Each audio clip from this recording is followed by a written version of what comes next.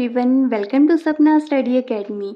आज हम डिस्कस करेंगे एनसीईआरटी क्लास 9 साइंस का chapter number 2 is matter around us pure. इस चैप्टर में हम ये देखेंगे कि जितने भी हमारे आसपास की चीज़ें हैं जिन्हें हम मैटर कहते हैं वो कौन सी प्योर हैं और किन्हें हम इम्प्योर कहेंगे। अभी जैसे ही हमने प्योर वर्ड सुना तो हमारे माइंड में सबसे पहले ये स्टिक करता है जितने भी कंज्यूमेबल आइटम्स होती हैं, जैसे घी हो गया, दूध हो गया, तो इन पैकेट्स पे क्या लिखा होता है? प्योर। इट मीन्स कि ये पूरी तरह से प्योर है, इसमें किसी भी तरह की कोई मिलावट नहीं है। लेकिन अकॉर्डिंग टू साइंटिस्ट ये जो घी का पैकेट है, दूध का पैकेट है, ये कोई प्योर सब्सटेंस नहीं है, बल्कि ये मिक्सचर होता है डिफरेंट डिफरेंट सब्सटेंसेस का। फॉर एग्जाम्पल जैसे मिल्क है तो ये बना होता है वाटर से, फैट से, प्रोटीन से, तो ये डिफरेंट डिफरेंट सब्सटेंसेस का मिक्सचर होता है। तो अकॉर्डिंग टू साइंटिस्ट जो मिल्क है वो प्योर नहीं है, इसे हम मिक्सचर कंसीडर करते हैं। तो जो मैटर है वो प्योर भी होते हैं और कुछ मैटर मिक्सचर होते हैं। प्योर में आ जाते हैं एलिमेंट एंड कंपाउंड और मिक्सचर में आएंगे homogeneous mixture and heterogeneous mixture. इन्हें अब हम वन बाय वन स्टडी करेंगे। फर्स्ट आता है प्योर सब्सटेंस। तो प्योर सब्सटेंस क्या होता है कि इसमें सिंगल टाइप ऑफ पार्टिकल्स ही मौजूद होते हैं, मतलब एक ही तरह के पार्टिकल से ये बना होता है। प्योर सब्सटेंस में पहले आता है एलिमेंट। एलिमेंट को डिस्कवर किया था रॉबर्ट बॉयल ने इन 1661 में। ये जो एलिमेंट होता है एक ही तरह के एटम से मिलके बना होता है। अभी जैसे आपका हाइड्रोजन एलिमेंट है तो इसमें पूरा का पूरा ये हाइड्रोजन से बना होगा। कॉपर है तो पूरा का पूरा इसमें कॉपर ही होगा। ऐसा नहीं है कि हाइड्रोजन में हम कॉपर मिला देंगे। तो ऑक्सीजन होगा तो पूरा का पूरा ऑक्सीजन से बना होगा। जो गोल्ड है पूरी तरह से गोल्ड के ही एटम से बना होता है, तो इसे हम कहते हैं एलिमेंट। एलिमेंट्स होते हैं, इन्हें हम फर्दर ब्रेक डाउन नहीं कर सकते हैं। तो हम किस तरह से एलिमेंट को डिफाइन करेंगे? Element as a basic form of matter that can not be broken down into simpler substances by chemical reaction. किसी भी केमिकल रिएक्शन की हेल्प से हम इन्हें ब्रोकन डाउन नहीं कर सकते हैं। और ये डेफिनेशन दी थी लॉरेंट ने, जो एक फ्रेंच केमिस्ट हैं। उन्होंने ये सबसे पहले डेफिनेशन को एस्टेब्लिश किया था। एलिमेंट्स 3 टाइप्स में हमें देखने को मिलते हैं। एक है मेटल्स, सेकंड है नॉन मेटल और थर्ड आता है मेटलॉइड्स। मेटल्स कौन कौन से होते हैं? जैसे गोल्ड है, सिल्वर है, कॉपर, मरकरी, ये सब क्या आते हैं? मेटल्स होते हैं। तो इनके प्रॉपर्टीज़ क्या है? शाइनी होंगी। आपने देखा है गोल्ड है, सिल्वर है, किस तरह से हमें चमकते हुए दिखाई देते हैं। इनका जो मेनली कलर होता है वो होगा सिल्वरी ग्रे या फिर हमें गोल्डन येलो कलर में दिखने को मिलते हैं। जो मेटल्स होते हैं बहुत अच्छे कंडक्टर होते हैं हीट और इलेक्ट्रिसिटी के, बहुत अच्छे से हीट और इलेक्ट्रिसिटी को कंडक्ट कर सकते हैं। ये नेचर में डक्टाइल होते हैं, मतलब इन्हें हम एकदम वायर्स में कन्वर्ट कर सकते हैं। मेलेबल होते हैं। आप एक हथौड़ा लीजिए, उसे मार मार के आप उन्हें एकदम थिन शीट इनकी बना सकते हैं। सोनरस होते हैं, जैसे आप इन पे हिट करेंगे तो ये रिंगिंग साउंड प्रोड्यूस करते हैं, उन्हें हम कहते हैं सोनरस। जो मरकरी होता है एक ऐसा मेटल है जो रूम टेम्परेचर पे लिक्विड होता है, बाकी जितने भी हैं सारे के सारे सॉलिड होते हैं। सेकेंड आ जाती हैं नॉन मेटल्स। अभी नॉन मेटल्स में क्या क्या हम पढ़ेंगे? हाइड्रोजन, ऑक्सीजन, कार्बन, ये सब क्या है? नॉन मेटल्स हैं और भी इसके एग्जांपल्स होते हैं। नॉन मेटल्स के जो वेराइटी ऑफ कलर्स ये डिस्प्ले करती हैं, ये इसकी फर्स्ट प्रॉपर्टी है। बहुत से कलर्स हमें देखने को मिलते हैं। पुअर कंडक्टर होती हैं हीट और इलेक्ट्रिसिटी की। इनमें कोई शाइन नहीं होती है, ना ही इन्हें हम एकदम हथौड़ा मार मार के क्या कर सकते हैं, शीट में कन्वर्ट नहीं कर सकते, और ना ही इन्हें अगर हम हिट करते हैं तो ये रिंगिंग टोन भी प्रोड्यूस नहीं करती है। थर्ड आ जाता है मेटलॉइड्स। एलिमेंट्स जिनमें थोड़ी सी मेटल की प्रॉपर्टीज होती हैं और थोड़ी सी नॉन मेटल्स की भी प्रॉपर्टीज ले लेते हैं, तो इन्हें हम कहते हैं मेटलॉइड्स। जैसे boron, silicon, germanium, etcetera etcetera, ये सब एग्जांपल्स हैं मेटलॉइड्स के। अभी तक 100 एलिमेंट्स को हमने पता लगा लिया है, जिनमें से जो 92 हैं वो नेचुरली अकरिंग है, नेचुरली हमें मिले हैं, और जो रेस्ट बचते हैं 8 वो मैन मेड हैं, जिन्हें हमने खुद बनाया हुआ है। तो ये आपकी बुक में एलिमेंट का टॉपिक दिया हुआ था, इसके अलावा आपको कुछ और पढ़ने की नीड नहीं है, बस इतने से आपका हो जाएगा। इन प्योर सब्सटेंस आ जाता है कंपाउंड। कंपाउंड किसे कहते हैं? कंपाउंड मिलके बना होता है दो या दो से ज़्यादा एलिमेंट से। अभी मिलके बना है ज़्यादा एलिमेंट से, तो ये तो मिक्सचर की तरह लग रहा है। तो मिक्सचर और कंपाउंड में क्या डिफरेंस रहता है? कंपाउंड में क्या होता है कि इसमें जो भी प्रोपोर्शंस होती हैं वो एकदम फिक्स रहती हैं और इन्हें हम अलग नहीं कर सकते। जितने भी एलिमेंट्स होते हैं इन्हें हम ऐसे फिजिकल मेथड से अलग नहीं कर सकते हैं। जैसे आपका वाटर है, इसमें दो हाइड्रोजन होंगी, एक ऑक्सीजन होंगी। अभी ऐसा कोई फिजिकल मेथड तो नहीं है कि हम हाइड्रोजन को अलग कर दें, ऑक्सीजन को अलग कर दें और इनका जो प्रोपोर्शन है वो भी डेफिनेट रहता है। ऐसा नहीं है कि हम 3 हाइड्रोजन यूज़ कर लेते हैं या फिर आप एक ऑक्सीजन यूज़ कर लेंगे तो इससे तो आपका पानी नहीं बनेगा।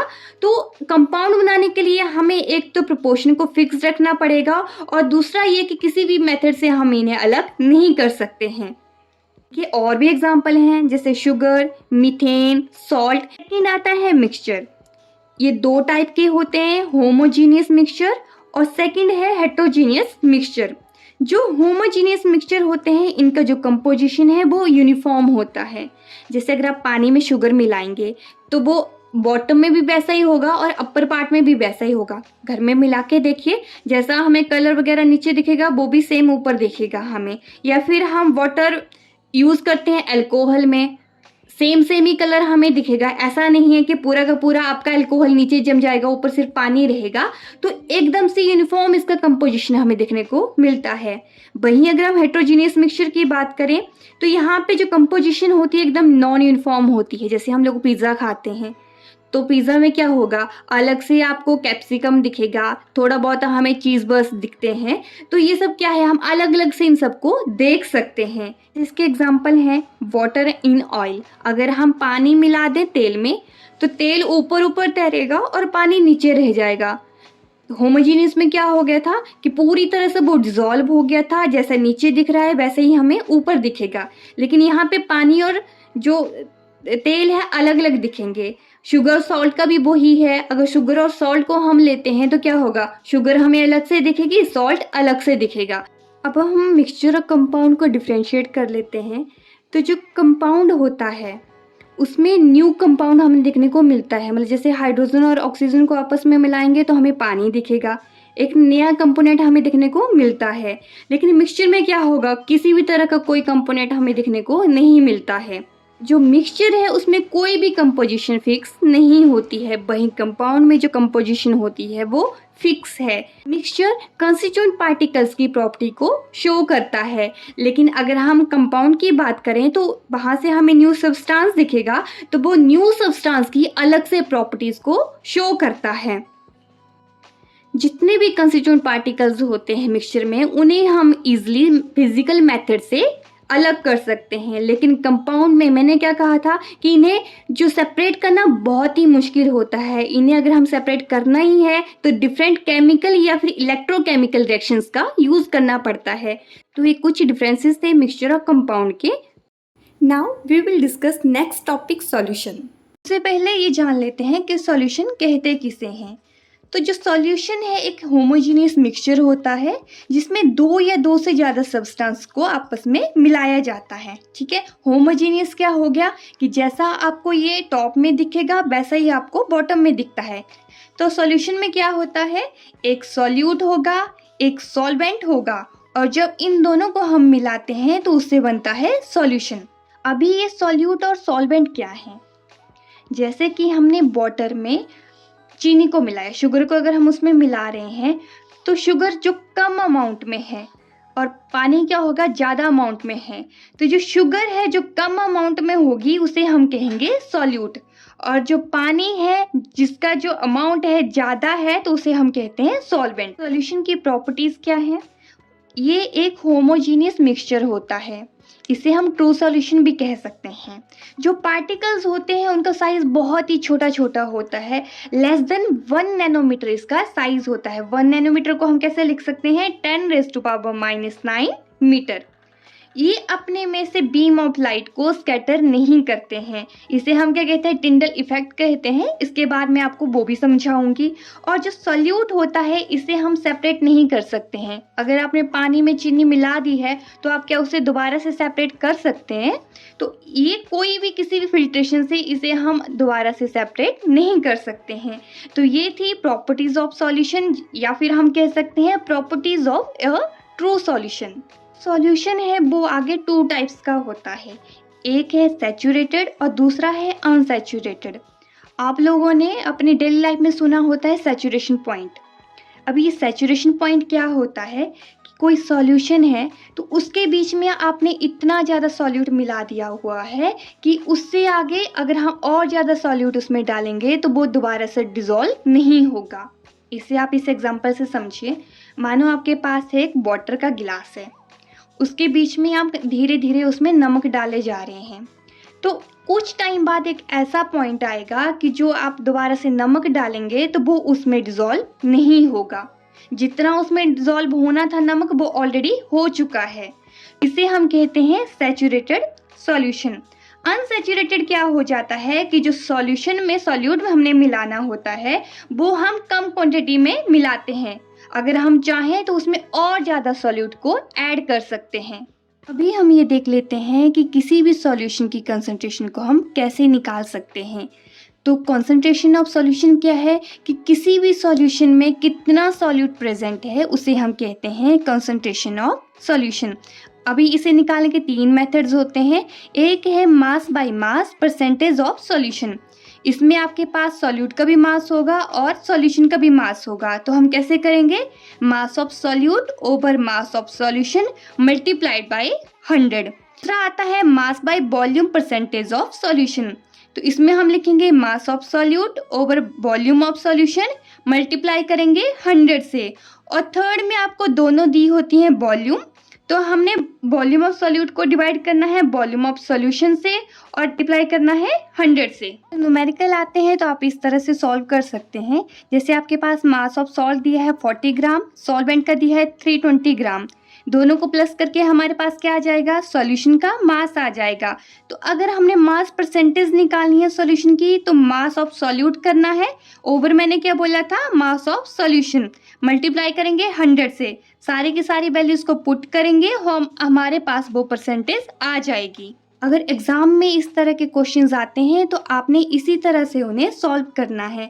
उसके लिए आपको क्या करना पड़ेगा, बहुत अच्छे से समझना पड़ेंगे सारे के सारे कंसेप्ट को। तो आप साथ साथ में नोट्स बनाते चलिए ताकि आपके जितने भी आपके डाउट आ रहे हैं वो सारे के सारे क्लियर हो जाएंगे। एंड आई बिलीव कि मैं आपको जितना भी एनसीईआरटी बुक से करवा रही हूँ उसके बाद आपका कोई भी डाउट नहीं रहेगा।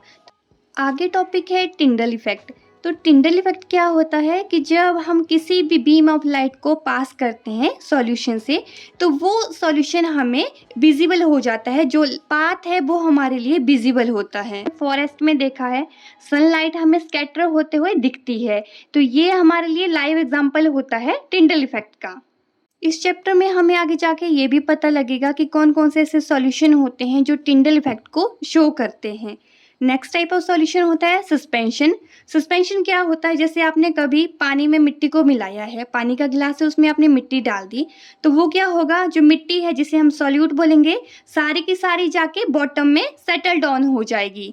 अगर हम इसे मिलाएंगे तब तो ये पार्टिकल्स हमें दिखाई देंगे, लेकिन जैसे ही अगर हम इसे अनडिस्टर्ब कर देते हैं, बिल्कुल इसे हिलाना बंद कर देंगे, तो सारी की सारी मिट्टी जाके बॉटम में बैठ जाएगी। तो इसे हम कहते हैं सस्पेंशन।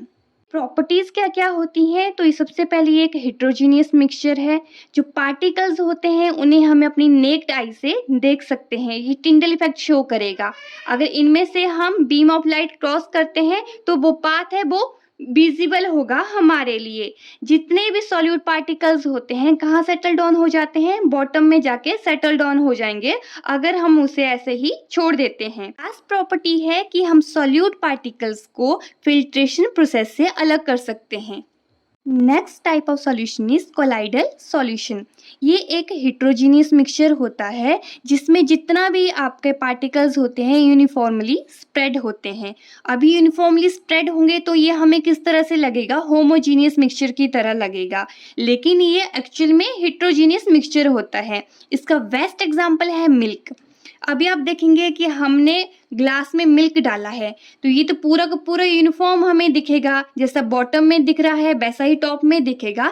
लेकिन जब हम इसे बॉईल करते हैं तो जो क्रीम है वो ऊपर जैसे सेटल हो जाती है। तो इससे हमें क्या पता चलता है कि ये किस तरह का मिक्सचर है, हेट्रोजीनियस मिक्सचर है। आप यहाँ पे देख सकते हैं, फर्स्ट है आपके पास ट्रू सॉल्यूशन और सेकंड है हमारे पास कोलाइडल सॉल्यूशन। तो जब हम टॉर्च की हेल्प से बीम ऑफ लाइट को पास करते हैं तो ये वाला क्या दिखा रहा है, path of light become visible. तो हमें इसका पाथ विजिबल हो जाता है, तो इसे हम टिंडल इफेक्ट कहते हैं। तो इट मीन्स जो कोलाइडल है वो टिंडल इफेक्ट को शो करता है। इसी वजह से हम इन दोनों के बीच में डिफरेंस बता सकते हैं। सेकेंड प्रॉपर्टी आती है कि अगर हम इसे कुछ टाइम के लिए अनडिस्टर्ब छोड़ दें, मतलब इसे हिलाएं नहीं, तो क्या हो जाएगा, जितने भी पार्टिकल्स हैं वो नीचे सेटल डाउन नहीं होते हैं। सेटल डाउन किस में होते थे, सस्पेंशन में। थर्ड आता है कि इसे हम फिल्ट्रेशन की हेल्प से अलग अलग नहीं कर सकते हैं। अगर सॉल्यूट को अलग करना ही है तो एक प्रोसेस है जिसका नाम है सेंट्रीफ्यूगेशन। इस प्रोसेस में हम क्या करते हैं कि जितना भी फैट होता है मिल्क में उसे हम एक्सट्रैक्ट करके हमारे पास ओनली रह जाता है स्किम्ड मिल्क।